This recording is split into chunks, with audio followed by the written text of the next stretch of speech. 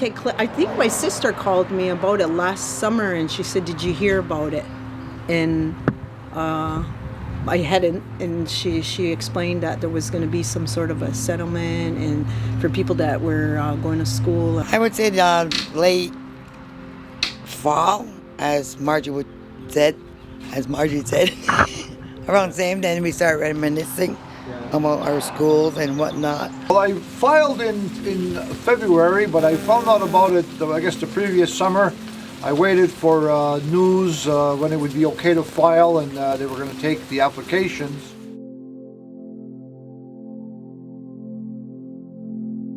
Well, it wasn't difficult, but it made me think as I was filling it. We heard so much about the residential schools, and then thinking that, well, the RC Indian Day School was actually a form of a residential school, but brought to the territory, or as the government called it, brought to the Kahnawà Reserve. Somehow, residential school made its way onto the reserve, not by taking away students, but they created this Indian Day School. So that's what I look at it that way, because we're all struggling to try and learn our language back.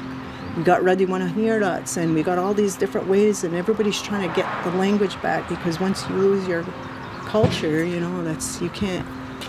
that's your whole identity is your language, So these schools were forced upon us.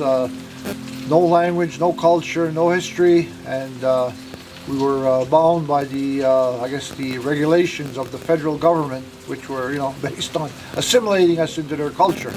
It wasn't hard to fill out at all. It was just that they, because when you're in school here in Kahnawà, there was different schools, and there was when I started out, kindergarten was at Kahnawà School, and then we went grade 1, 2, and 3 at Kahnawà, and then went back to Kahnawà for 4, 5, and 6. So you had to. It said school year started, but they only gave you space for 2 schools. So you had to make adjustments for it to show that you went to 3 different schools to make it clear. But it was pretty simple. My auntie done it for me, my auntie Jenny. So she helped me, and she goes, just put the date or whatever, and I did it, and she sent it out for me.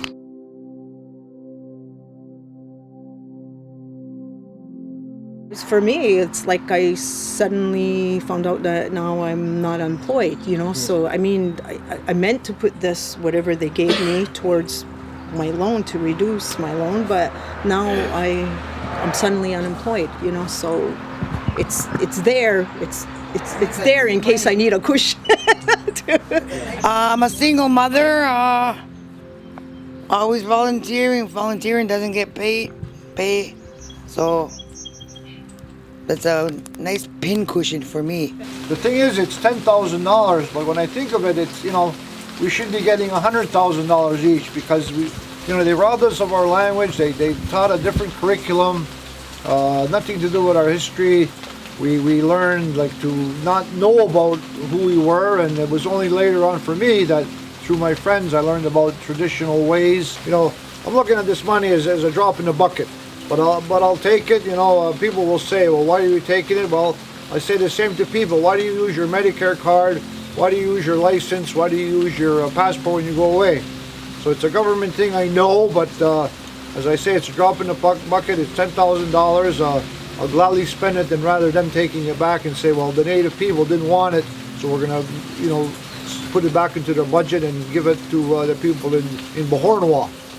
So I say, everybody file, do your thing, get your money, and enjoy it. Hopefully in the future, another lawsuit will come about for more that will hinge on the fact that they robbed us of our language, our culture, in effect, part of our identity.